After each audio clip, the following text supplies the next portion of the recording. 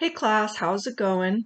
So much for my role, huh? It's taken me a while to get back to this third lecture, but you've got another study outline. So if you click on handouts in Blackboard, you will see the chapter 2 study guide there, and then I also have the chapter 3 study guide. It's actually a chapter outline. I'm just going to highlight the main parts, okay? But of course, this goes with chapter 3 in your book, Handling Conflict, Cultural Diversity, and Relationships.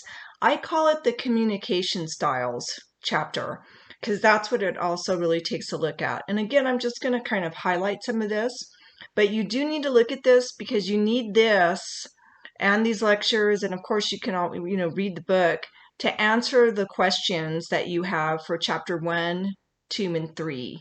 I believe it's so that's under assignments. If you click on assignments, you'll find that. So remember, so far we've looked at the communication theory part of the course to answer what is this thing called communication, why do so many miscommunications occur, and then of course looking at the cost of miscommunication. And that's why this is important to businesses, obviously. And then of course we also looked at some 5 organizational models that many businesses are based on. So it's sort of a paradigm. It's just what we call a paradigm or a model. We looked at the traditional model, the human relations model, the human resources model, the systems contingency model, and the transformational virtual model, okay, for organizations. And we were looking at how, depending upon what model you're following, there's certain characteristics to that model and it impacts communication, whether it's primarily downward, upward, horizontal. Now, of course, arguably we all models use all 3, but it's the emphasis. So for example, the traditional model really focuses on top down, as we said. And so anyway, so that impacts communication, it impacts the culture of the organization, all of that fun stuff.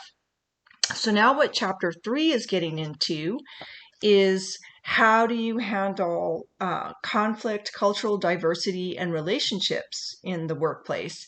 And this chapter also looks at or argues that people have or they tend to have certain communication tendencies or styles of their own. And based on these styles, that, and we're going to ask this question, or maybe you're going to answer it, then which styles, based on what kind of communication tendency you have or style that you have, where would your style or what model do you think your style would fit in best? What sort of organizational model? But besides that, because arguably any of our styles can work anywhere.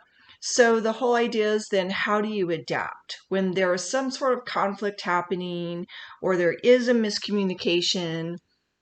And these are just guidelines, right?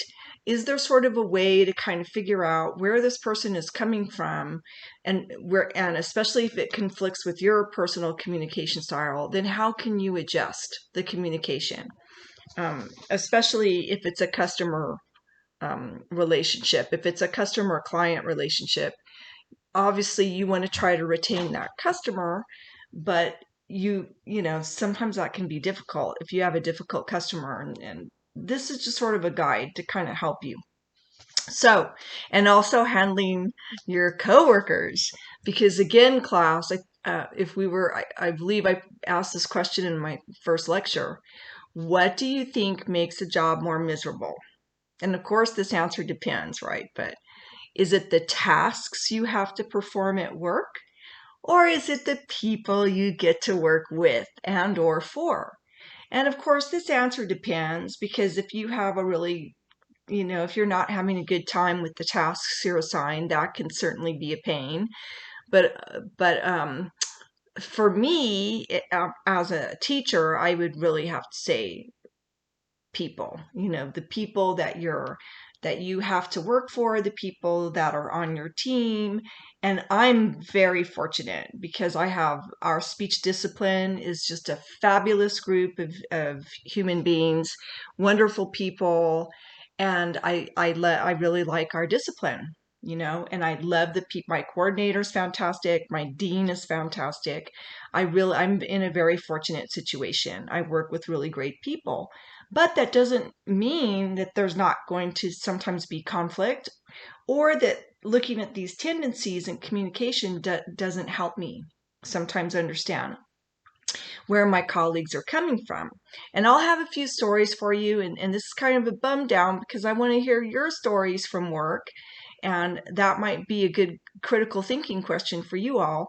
So as we go through this material, I want you to think, those of you who work, or if you don't, think of your classroom, think of your own friends and family. Have there been situations where there was a conflict or whatever it was, miscommunication, and maybe some of this, what would you have done differently? Maybe some of this information might have helped you handle the situation differently. So that's how you can apply it. Or you can start think of if you do work, then oh my gosh, you can kind of start identifying, okay, what sort of style is my boss or my supervisor, or why are my colleagues like this? And what this chapter also deals with is, because we are in a global economy, and our workplaces are very culturally diverse, how do you handle, there's differences in cultures that lead to miscommunication.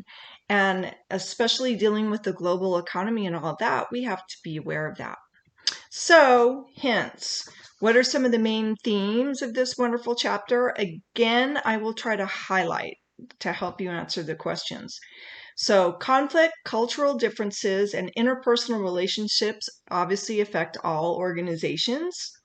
And more productive and more satisfied employees handle conflict positively. They understand that cultural diversity is a good thing, and they're able to maintain strong interpersonal relationships with their managers, coworkers, and customers. In a perfect world, right? So first, let's talk about conflict, okay, in the workplace. And again, I would just love to be asking you right now, as in a class, so who in here works? And tell us about a conflict you've had at work. That's really how it starts. Um, I'll tell you. I'll kind of start my story. It's going to get into some of this material later. Like I said, I'm just going to highlight some of it. So I was in a situation where I started off teaching at the high school level. Okay. And I was a pretty young teacher. And I was the speech and theater teacher, right? Well, I don't know. I don't know if it was because I was young. I don't know if it was because I'm blonde and blue-eyed, and sometimes blonde, blue-eyed women are the recipient, sometimes we're stereotyped, right, as being dumb and this and that. And so I don't know, but maybe it was a speech and theater thing, because we get speech and theater drama teachers also get stereotyped as being flaky and touchy-feely. Maybe it's just my personality. I don't know what it was. But I really felt like this particular supervisor, this vice principal, I really felt like she just did not like me from day one. I'm telling you, she just did not like me from day one. That's how I felt. And and uh, and consequently, we kind of got off on the wrong. It set the relationship up for this sort of self-fulfilling prophecy. So I felt like she didn't like me from the get-go, so that made me um, kind of wary of her, right?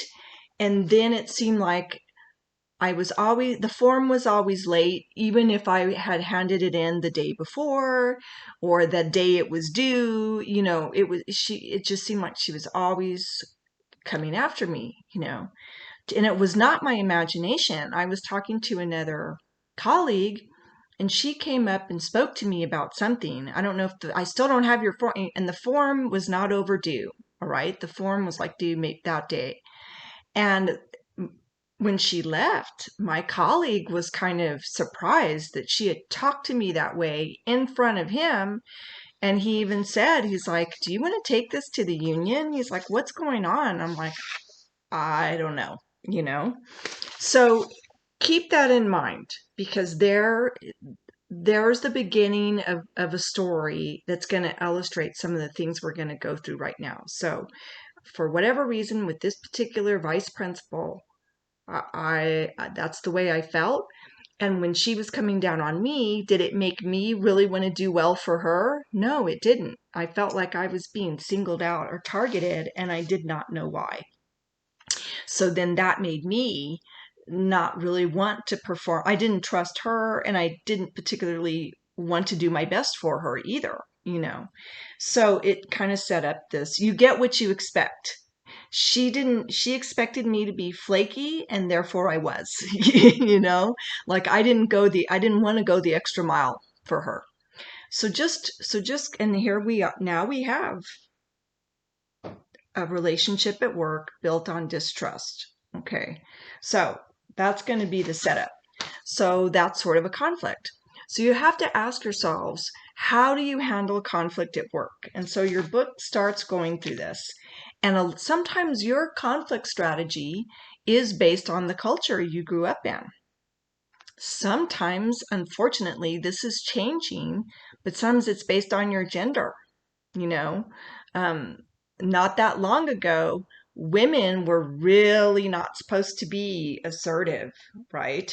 You were supposed to be nice, right? And not and kind of smooth over conflict. And you were not, you were that was sort of the woman's role. Not too long ago. It seems a long time to you, but in the realm of history it's not. So anyway, some of that and the culture you grew up in.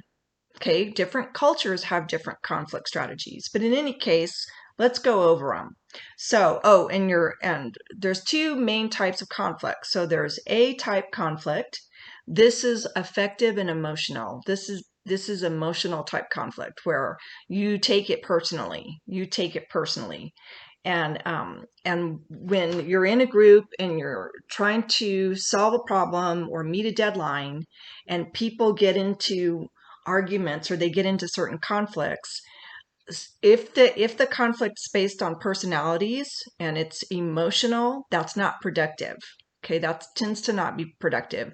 That tends to lead to people name calling each other and, oh, you just don't like me, and you think I'm incompetent, and you never want to do my idea because you always think you're the best and this and that. Okay, so see, that's not productive. If you want an example of A type conflict, affective and emotional, the first, not the second one, the first presidential debate. Oh my God. Right? Um,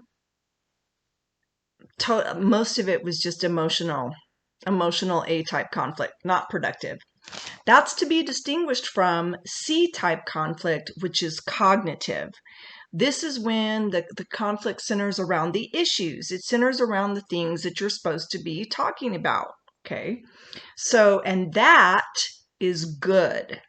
You want your conflict to be issue based. Okay, you want cognitive. You're thinking about the issues. You disagree about the issues.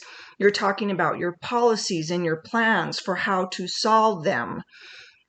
I couldn't even bring myself to watch it, to be honest, Klaus, but the second presidential debate was more cognitive. It was more C type, okay, because they had to set up the rules and mute both of them, right? But or arrange it so they could mute them, which just blows my mind. By the way, I did vote. I don't have my I voted sticker, but I could show it to you later. I did vote, so make sure you vote.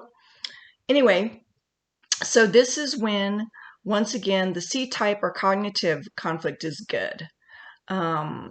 It takes strong trust, mutual trust for it to work.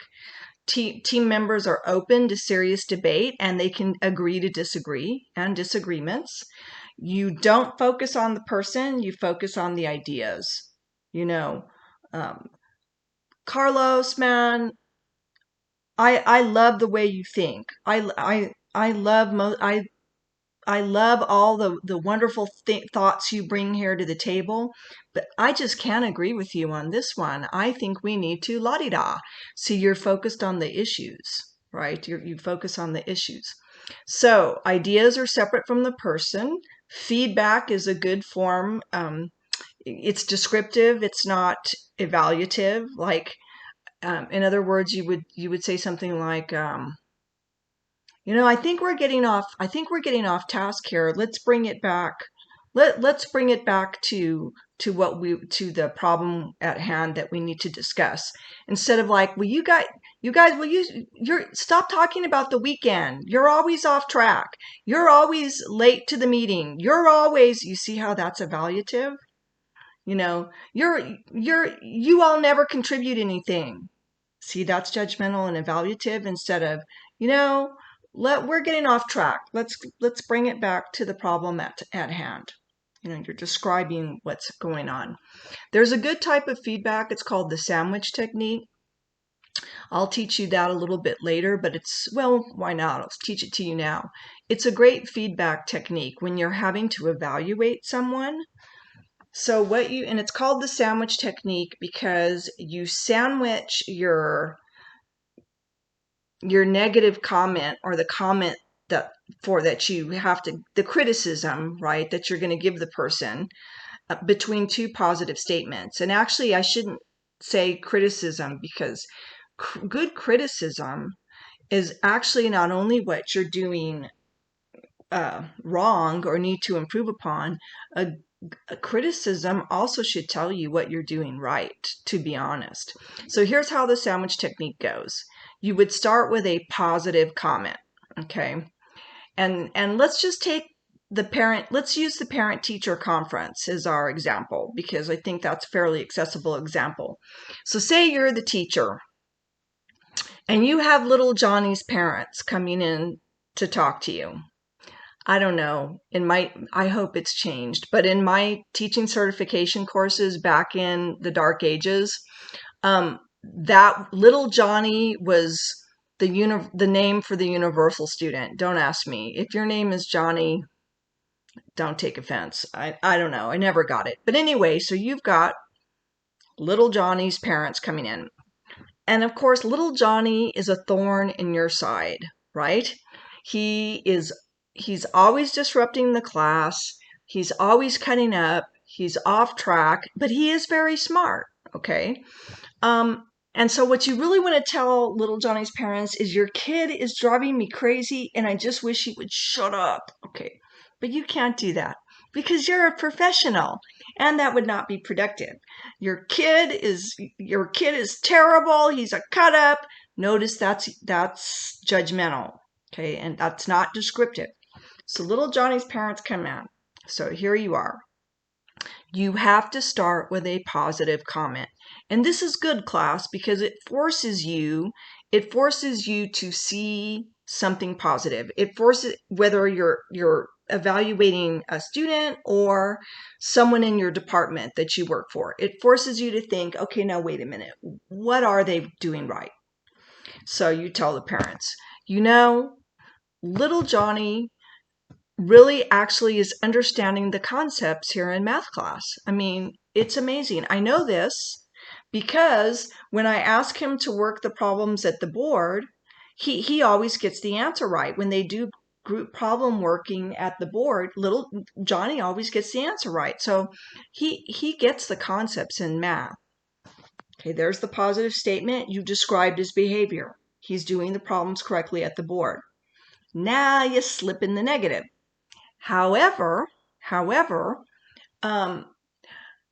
little Johnny's test scores are not where they should be. He's failing tests because, unfortunately, in class, because he is very outgoing, he tends to talk a lot, and he gets himself and his classmates off task, so he doesn't hear the instructions, and therefore doesn't study the things he needs to be studying, and he does poorly on the tests.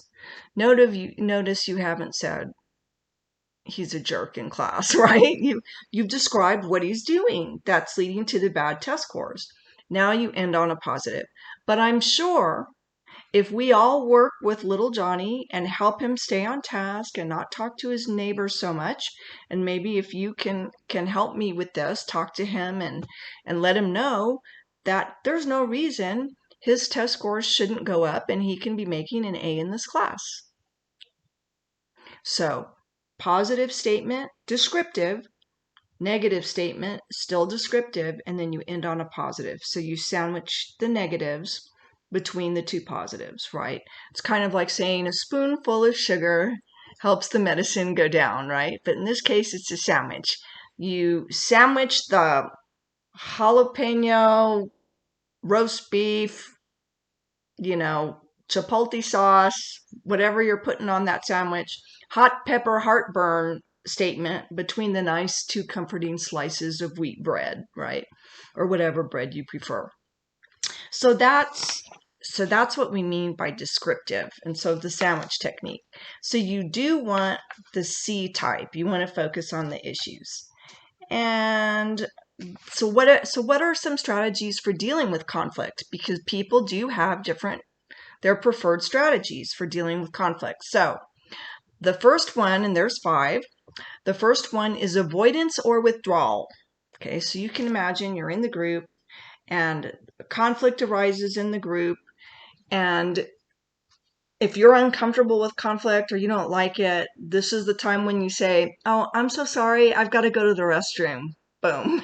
You take yourself away, right? You get the heck away from conflict, or you avoid it. You don't confront the person. Like, do you think I was going to confront my vice principal? Heck no. I just sort of went around it, avoided it, did the best I could, which wasn't that productive, I might add. But avoidance, you're not assertive, you don't want to deal with it. You want to maintain neutrality at all costs. You really don't want to piss people off. Okay, avoidance. Then there's an accommodation way of dealing with conflict. This is where you smooth over the situation. So here you are in that same group, okay, that's trying to get something done, either at work, at school, whatever it is. And again, 2 people have gotten into it, maybe name calling starts. And so the person who's the accommodator will say something like, "Now, Bill, you really didn't mean to call Susie a bitch, did you? And now, Susie, you didn't really mean to call Bill an asshole, did you? Why don't we all take a break, cool down, come back and sing Kumbaya?" No, I'm making that last part up. But literally, that will be the person that says, "Okay, look, guys, we need to take a breather. We need to, they smooth over it. So the conflict's not really addressed, it's smoothed over. Okay, so that can sometimes happen too. You value cooperation over assertiveness. You view open conflict as destructive. So you don't think that open conflict is going to be productive. And you see surface harmony as important for maintaining good relationships. Let's just smooth over, even though people are still upset, we're going to smooth over it and pretend everything's okay. And there's a place for all of these, class. There's a place for all of these conflict strategies. Again, they have advantages and disadvantages, just like our organizational model, and it's going to be the same thing for the communication styles. So avoidance, accommodation. The third one is compromise. So when you have to compromise, this means you have to go middle of the road, and each side has to give a little. So it's middle of the road stance on assertiveness and cooperation. Conflict is solvable without direct confrontation.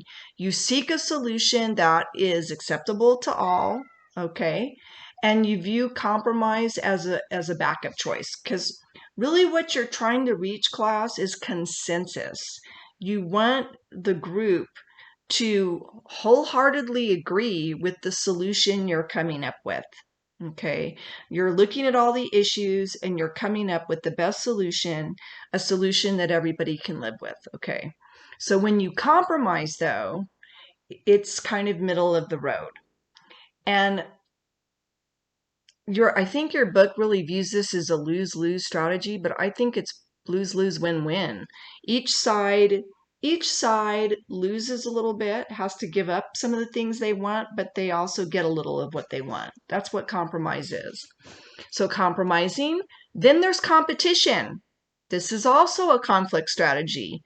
The competition part of the conflict strategy is you force. You're going to win. Your way is going to win. So you're in the group, can't decide what to do, and you're like, you know what? We're going to do it my way. Because my way is the best way. It's my way or the highway. Because y'all's ways are not going to work. And we're running out of time, and I know what I'm doing, so we're going to do it my way. Boom. So that's competing. So that's where you are forcing. And that entails viewing your personal goals as more important than the goals of others. You perceive conflict as a win-lose situation. I win, you lose, okay? Or a power struggle. And you have such great respect for power that only more powerful arbitrators prevail. So this is win-lose competition, the survival of the fittest, only the strong will survive. Regardless of whether you love him or hate him, I would argue this is Trump's style. Okay, this is our president's conflict strategy. He's competitive, he's from the business world. This is what you do. This is how you get ahead, you know. This is my argument, okay? If you love him or hate him, this is my argument just because I believe he comes from that traditional model. And he's used to being the CEO, right? And he comes from that type of model and that sort of situation. And I think that's what causes problems.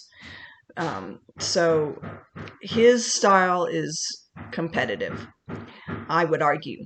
And again, there's a time and place. There's a time and place for all of these. The fifth style is collaborative. That's where you want everybody in the group has input. Okay, they're discussing the issues and you collaborate, you talk about it, and hopefully you reach what's called consensus, where everyone agrees. This is problem solving. This is a problem solving approach to conflict. What do you value? High cooperation and assertiveness, because it's not just being assertive, you want to cooperate too. You want everyone to have their 2 cents. So you don't just sit back. You get to put in your opinion, but you also value the opinions of others. You view conflict as beneficial if handled openly. Let's get it all okay. You guys are upset. Let's get this out on the open and talk about it. But let's talk about it intellectually. Let's use our minds instead of our emotions all the time. You guide the group through problem solving and you expend time and effort to try to reach consensus. The downfall of this is it's very time consuming. Okay, to discuss everything, to get everybody on board, this and that, to get it all out in the open, to take a vote, to refine it until everyone is happy, it takes a long time. It takes a long time. And it can be, that's, like I said, there's a time and place for everything. And I think that's why our Congress is getting bogged down too. It takes a long time to try to get all these people to reach consensus and to talk about the issues. So that's that one. Western cultures versus Eastern cultures have different conflict strategies. So that's something to think about. Americans typically use the competing strategy to resolve conflict. For example, the Chinese use accommodation. We're going to smooth it over. And according to Charlotte Hamilton's book, the Taiwanese use avoidance. They tend to avoid it. So it really does depend on the culture you're from. Okay, are you still awake? So what do you think your conflict strategy is? Just take a moment. Mine depends. It depends on what's at stake.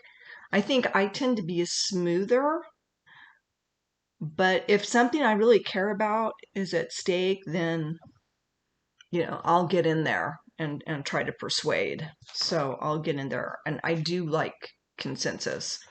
But anyway, so think about, what do you think is your conflict strategy, and does it change? Because I would argue it changes in different situations.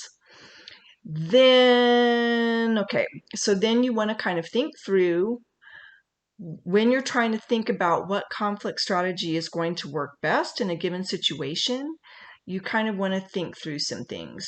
So, and that's in your book. I'm going to let you read this off your outline because I think it's pretty straightforward. And okay, I'm going to skip down because we did talk about cultures, to cultural differences in the workplace. What is culture? It's the pattern of beliefs and expectations shared by organization members that produce norms that shape individual and group behavior. We went over that in chapter 2. It also refers to the behaviors resulting from core values, beliefs, and attitudes of a nationality or a large group of people. And each culture also has co-cultures. So that's why it becomes very complex here in the United States and other countries. And the larger culture can then impact things like gender roles, your social class, your race, all of that. What co-cultures do you self-identify with? Are you both? Are you Mexican American and Anglo? Are you Irish American and Italian American? Depending upon what your family is composed of. So there's all different. So culture plays out in complex ways. But why do we care? Because your culture can impact your conflict strategy, right? And how you view relationships at work. And so we talk about and once again, we're in a global economy. So you have to adjust for that. So think about, your book talks about two things: individualistic cultures versus collectivist. So the US is very much an individualistic culture. What does that mean? You value the individual's rights. Okay, you value the individual's rights more than the group rights. Okay, and it says here you focus on problem solving, you value autonomy and democracy, and you prefer competition. But so think about this. And so part of this is good because we value the individual. We look at the individual's rights. I would argue, if you want an example, if you listen, and whichever side you're on, that's part of what's happened with all the mask stuff. The politicization of whether or not to wear a mask to protect you from COVID. Other countries don't have this problem, okay? A collectivist country they're going to wear the damn mask because it's for the good of the group. They're a collectivist culture. They value the good of the entire group, so they're putting on a mask. They're a collectivist culture, right? We value the group at the expense of individual rights. But the folks that don't want to wear the mask are saying, no, you're impinging upon my individual's rights. It should be my choice. You shouldn't dictate to me. I am an individual. I get to make that choice. So see, it becomes, no, I'm valuing my personal freedom, right? My individual right to wear this or not over the group. So you value the individual over the group. Okay. So you can almost look at this mask thing as sort of an example of what would be an individualistic culture or point of view versus more of a collectivist culture. And of course this varies, class. It's more complex, but I think it's a good example, a good illustrative example. So what do collectivist groups tend to value? Group membership, goals, obligations, relationships, empathy, listening, and they prefer avoidance and accommodation. to preserve face in conflicts rather than competition and compromise. Okay, so you can see where if you've got people of different cultures in business trying to come up with a business deal and trying to negotiate, if you don't understand those differences, you could get in a world of hurt, right? You might not be able to work it out.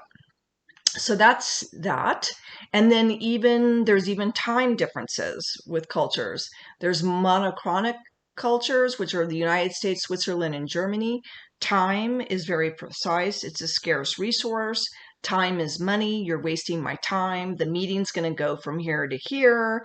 You're going to get paid from here to here. So time is rationed. It's controlled via schedules. And once again, individualistic cultures. Polychronic cultures, time is flexible and it's important to maintaining harmonious relationships. And so that's more collectivist. Time is not this hardcore commodity. And then the book talks about low context and high context. Okay. So if you're a low context culture is like the United States, they're typically individualistic cultures because low context cultures, think of what the word context means. What is literally it means with the text. What's surrounding a text? What is surrounding a particular communication or negotiation if you're in a group? What are the relationships involved? So a high context culture cares about that. They care that the person in the group is good friends with their father-in-law and they don't want to offend them. Okay. They care about you're related to whoever and you don't want to offend them. They care about the relationships. They care about the context surrounding it. Individualistic cultures like the US are low context. No, we really don't care about all that. We want it in writing, get it on the dotted line. So that's another way to think about it. You don't have to get too bogged down in this, but low context cultures or individualistic cultures like the US tend to rely on messages that are clearly spelled out, direct, and explicit. Sign on the dotted line. Here's the contract. Get it in writing. And if the lawyers are coming in, right? But high context, no, they rely on they rely minimally on spoken words. They tend to be indirect, implicit, and are homogeneous. What that means again is they don't have to get everything in writing. They don't have to get everything in writing. It's based on, it's implied. You're good friends with my aunt. It's implied that you're going to be true to your word. I don't need to get this big long contract from you. So you don't have to get too bogged down in that. But again, you can see where there'd be some conflict arising. So that's another example. Okay. And once again, especially if you're dealing with a collectivist culture and you're using a competitive conflict strategy, that's not going to work too well. And you don't allow the other person to save face, you're going to offend them. It's not going to work out well. So now let's move on to communication styles. So we've got these different conflict strategies. We have these different types of cultures, okay, that impact the conflict strategy. But now let's talk about the communication styles. And I'm going to come back to that example that I was telling you with the vice principal, because one of the things your book talks about, and I'm not going to go over every single thing on this outline, but it talks about the trust cycle. Okay, it talks about the trust cycle. And when you're building relationships at work, you have the trust cycle and the self-fulfilling prophecy. What is the self-fulfilling prophecy? You get what you expect. So when trust is broken, it can set up this vicious cycle, like I was telling you about with this particular vice principal.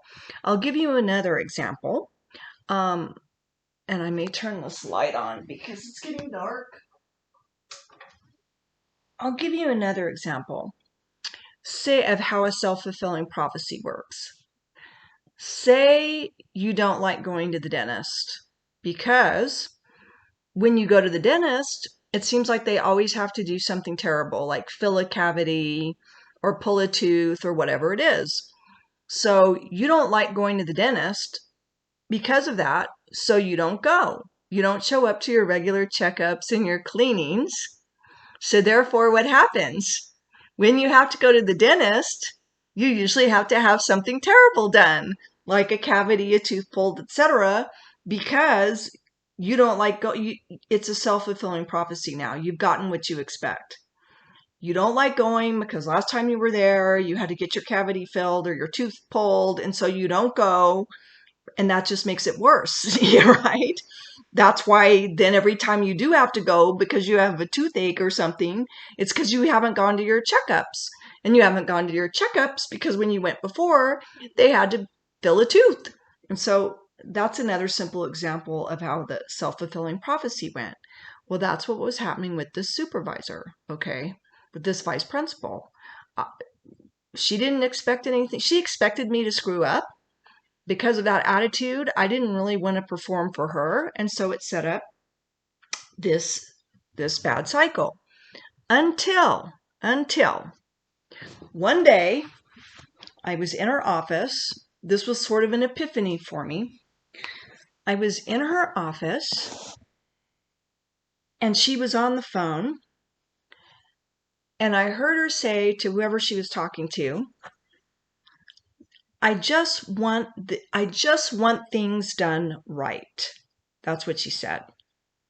At the same time she was saying that, I was looking at the books on her desk, and she had this book. It's still out there, but it was a very popular book in the, I guess it's the late 80s, 90s. Anyway, called, now let's see if I can get the title. The 7 Best Habits of the Most Efficient People, or something like that. Okay. But it was one of those books that tells you how to succeed and be organized. The 7, oh my God, of highly effective people. The 7 something habits, or the 7 best habits of highly effective people. Something like that. So these two things, I heard her say that, I saw the book, and all of a sudden it was like, ding, the light bulb went off. And I was like, oh, she's that type of personality. She's that type of, I wasn't thinking in terms of communication styles, but I was like, she's that type of person. I get it now. Duh.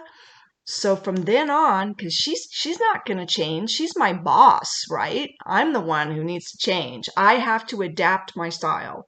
So from then on, if the form, whatever form I was supposed to turn in was due on Thursday, I gave it to her like Monday or Tuesday. You know, I made sure whatever I gave her, the T's were crossed, the I's were dotted. I started doing things early, etc. That completely turned the relationship around, class. Her expectations of me changed because my behavior had changed. So now we had developed a cycle of trust such that when I had a small thing happen, which we resolved, it wasn't really the student's fault either. He just didn't hear the announcement. But anyway, when I had this altercation, it wasn't even an altercation, but this issue would be a better thing, miscommunication with a student, she stood up for me. She backed me. That's how much the relationship had changed. And we worked it out fine. The student was a good student. It was fine. But that's how much it changed the relationship.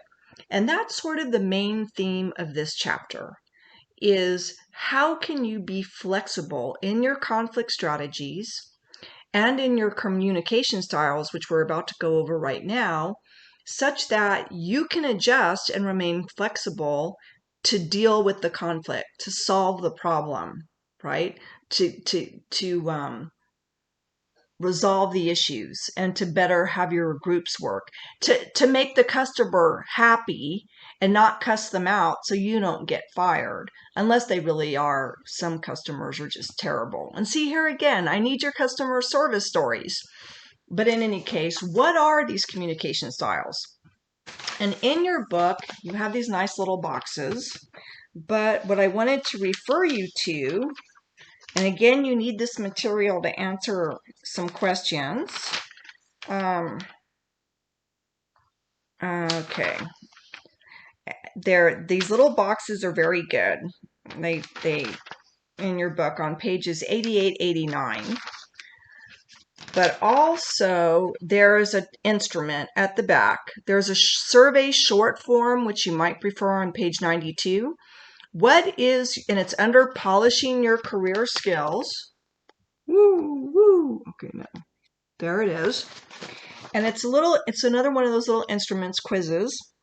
And you read the statement and you rank it, and then you add up your score, and it will tell you what your communication style is, or your tendency. Okay, it's your tendency. And this tool class, these categories are kind of like, I don't know if anybody's done any of those like color personality tests. Are you a gold, a green, a blue, an orange? And it has types. This kind of type of personality casting is very ancient. Even in Shakespearean times, in Shakespeare, Renaissance times, they talked about humors, the four humors, and they would categorize people's personalities. So this is old. Keep in mind, people are complex. You can't just stick them in one little box. But these are helpful as guides. And remember that your tendency may change whether you're an employee, a manager, a customer, and whether or not you're under stress. The longer tool, I don't know if you want to do this one, but if you are interested, the longer tool that's in your book, and it's more involved, tells you what your communication tendency is as both a manager and an employee, and then also under stress. But if you just want a quick and dirty one, you could do the short one. So what are these styles? There's 4 basic ones. Okay, there's 4 basic ones.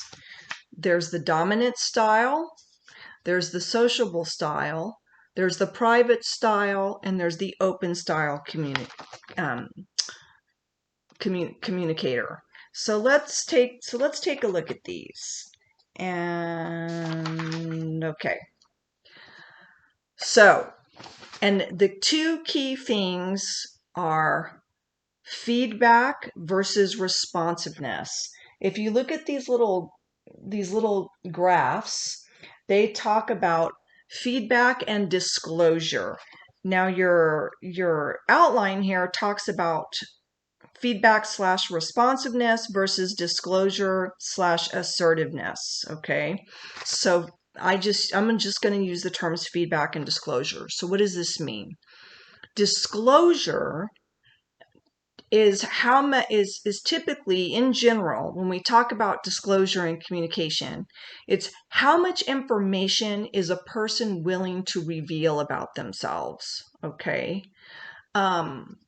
Some people have relatively high levels of disclosure. Some people have lower levels. They're more reserved with personal information.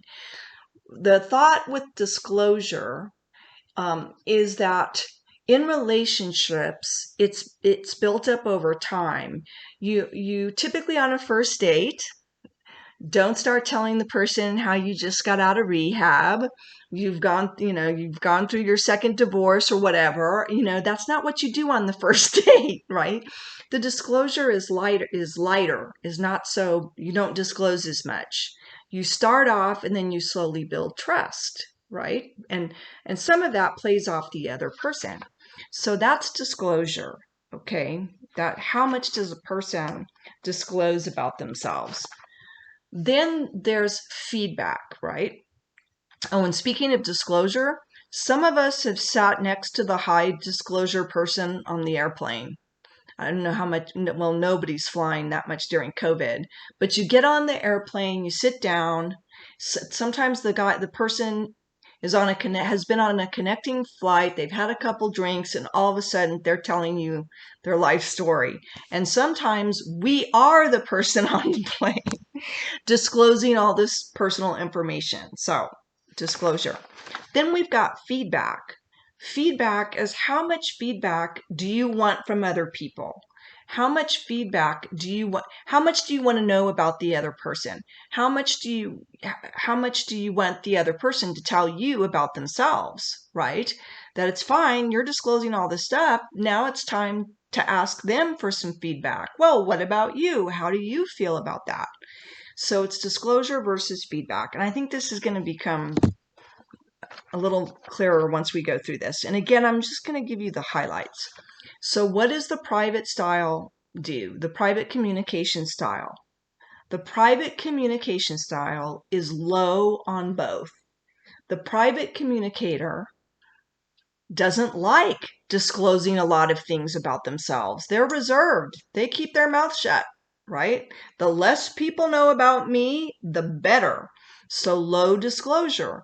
Nor does the private communicator really want a lot of feedback. They really don't want to know a bunch of stuff about you either. They don't want to see pictures of your kids and your pets. Are you with me? I'm here to do my job. So private communicators, low on disclosure, low on feedback. So those are the key things. These folks they're uncomfortable around other people. People are messy. Just put me in a lab where I can do my thing. Put me on a computer. Let me do my thing. These people out here are messy. Give me a break. Let me do my thing alone. So this type of person, you would not want to put them in customer service. That would be a nightmare for a private communication style and for a customer. So that's one guide, as you kind of think about. They're going to be happier in a lab situation, in accounting, in front of a computer, something like that. So that's them. And they like to go by the book. They don't need a lot of supervision. So those are some of their characteristics. Now, what about dominant and what would be the private communicator's conflict strategy? Avoidance. They're the one who's, I don't like this. Conflict's uncomfortable. I'm going to the bathroom. Bye. Then what about the dominant style? Dominant style people are very confident, and they're usually very competent. So they're confident and competent. They're high on both. They're the opposite of they're not high on both, but they're the opposite of the private one in terms of they're very high on disclosure, but they're low on feedback. So the dominant communicator, I am going to tell you what I think because I know I'm right and I'm confident. And you all just need to listen to me because I know what to do. So the dominant communication style doesn't want a lot.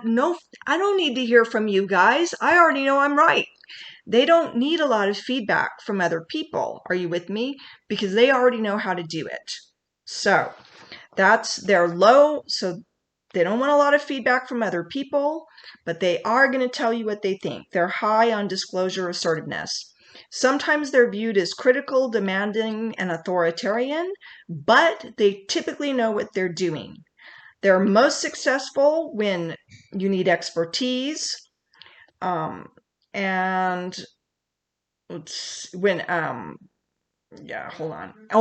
crisis, when there's a crisis or change, because they can come in and really guide people. So again, there's advantages and disadvantages to this. Think about when you're in a burning building, right? This is not the time you're in the burning building to go, okay, I know there's an escape stairway over here and there's one over here. Let's all take a vote about which one do you think would be the fastest to lead us away from the fire. This is not the time for that style, right? This is the time for the dominant to say, hey, I just did a training last week on this. We're going to the stairway on the right. It's the shortest one. We're getting the hell out of this burning building. Boom. So sometimes you need that. You need someone to take control. You need that dominant communication style. My charger somewhere? Nope. So there's different, again, advantages and disadvantages to all of these styles.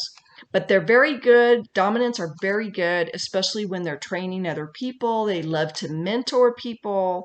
You can learn a lot from them, unless they are a neurotic dominant. A neurotic dominant is someone who's not confident, who doesn't really know what they're doing. They're kind of insecure, but they pretend to be dominant because they've seen that it gets results. That's probably the most miserable person to work for, because it would be one thing if they were right and if they were competent, but they're not. And they're going to tell you what to do even when they don't know what they're doing. So that cannot be fun. So then what about the sociable style?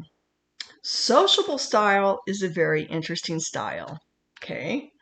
So these folks are they socialize, they like people, they make a fun, happy office, they're going to remember your birthday, they know the names of your kids and your pets. But guess what? The sociable style is low on disclosure, but high on feedback. They ask you lots of questions. They know about your family. They know about your degrees. They know what school you went to. They know who you're dating at work, okay? Because they like to get a lot of feedback. They know a lot about you. Lots of feedback from other people. But they don't disclose a lot of information about themselves. Yeah? Interesting, right? And so you kind of, most of the time, that's just the way it is. And sometimes it's because they don't trust. Sometimes a sociable communicator will also be a yes man or a yes woman. They'll just agree to go along with whatever it is and won't voice their opinion because they don't want to hurt anybody's feelings or put themselves in a bad position.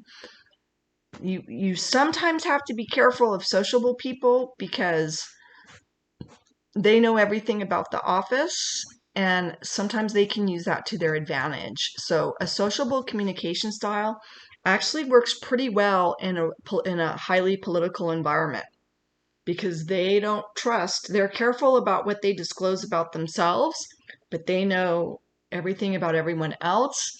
And so if it works to their advantage to tell the boss, they might tell the boss, depending upon the environment, or they might just do it accidentally. So that's something. They're most successful when a social environment is expected, teamwork is social and rarely solves problems, and adequate performance is all that is expected. Because again, this person smooths over and accommodates, so a lot of times the problem or the issues don't really get solved. So sociable style. And finally, the open style communicators. Open style is high disclosure and high feedback. So the open communicator wants to know what other people think, but they're also going to tell you what they think. They're going to be assertive. They're not going to sit back like the private or the sociable and not say what they think. They are going to say what they think, but they want to know what other people do too. So, and so what types of conflict? They would be the collaborator. The open communicator is a good one for achieving consensus, collaboration, that kind of thing. Sociable style is more smoothing, dominant style, competitive conflict strategy, private avoidance.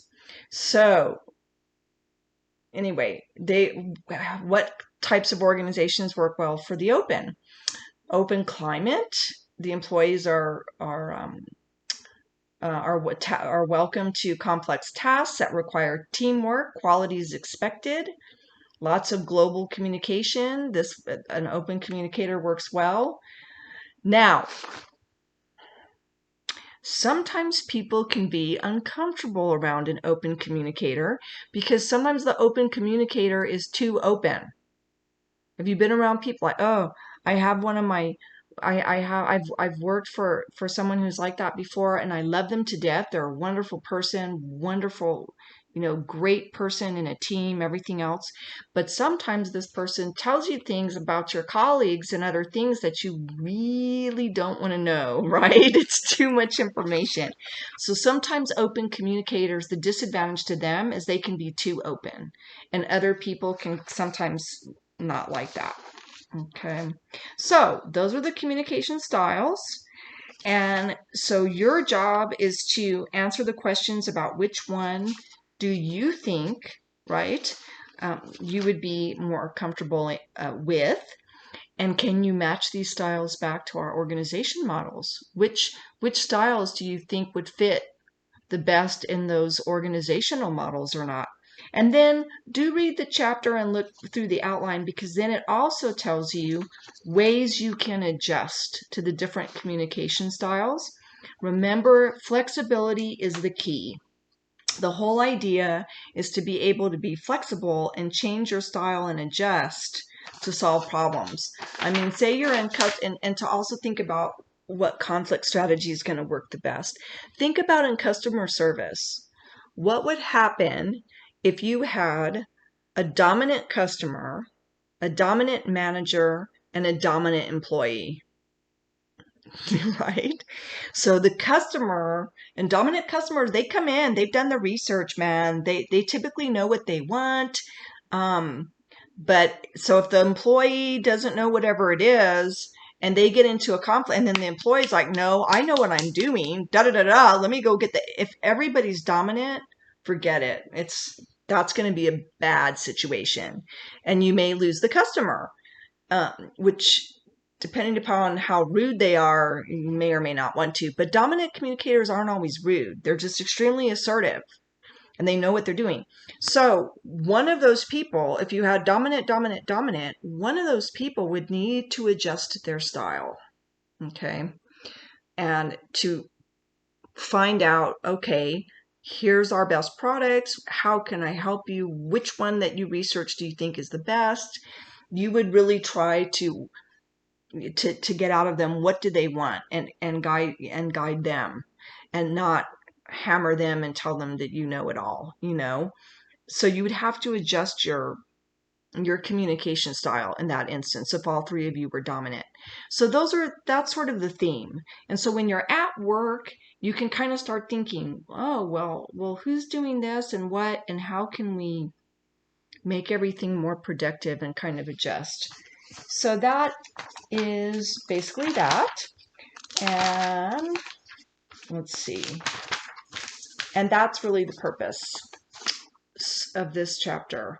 And again, when you're doing teams, the goal is collaboration. And but sometimes that doesn't always work. If you can't, the goal isn't collaboration, sorry, the goal is consensus. But sometimes if consensus is not possible, then you've got to compromise. You've got to vote, or the head person makes the decision. So there's win-lose strategies, there's win-win, there's lose-lose. So that's something you got to think about. And think of our Congress right now trying to make these decisions about hopefully the next relief package and this and that. That's one of the reasons it takes so long, and they haggle it out. And then if you have people that are refusing to compromise because our political system is so divisive right now, this can play out in other organizations. So that's the purpose of this. So which style are you? What do you think? And which organization would you feel comfortable working in? And think about your own stories at work. Have you seen this play out? Think about a conflict at work. Is there a way you could have made it work out better? So, class, I know I've gone on for an hour. I'm so sorry. This is not the most... It would be exciting if we could hear your stories. I want to hear your stories from work. But do get those questions to me. They are due Tuesday. That's your assignment. and have a good rest of your weekend. And I'll try to schedule, I may send you a link to try to have a live Zoom maybe on Monday so you can ask questions and maybe we can hear your work stories then. So stay tuned for that link. I'll send that to you tomorrow. Know any jokes? Anyone? Well, I did see a funny New Yorker cartoon that had Trump and Biden. And sorry if some of you are not interested in politics. Oh well. So it has it has it has Sleepy Joe Biden. It's like a boxing match. That's the cartoon. So Sleepy Joe Biden versus Donnie Bone Spurs, right? Because of the bone spur thing with Trump. So Sleepy Joe Biden versus Bone Spurs. And then on Biden, it has Confusion versus Delusion for Trump is what they titled the fight. Confusion versus Delusion. Oh, well, I don't know. I thought it was funny. Anything else? Something positive? The weather is gorgeous. And who knew, class? Did you hear that it might snow on Tuesday? It's how can that be? We've got this gorgeous weather and it might snow on Tuesday? I'll believe it when I see it. But they put it at like a 40% chance. Believe it when I see it. Bring in your plants. I don't know. We'll see what the weather person says. Take care, class. I'm babbling. And I miss you. Whoever you are, I miss you. I mean, I know your names, but I miss you. Take care. And come to the meeting hopefully on Monday when I send you the link. Bye, if you can. Bye.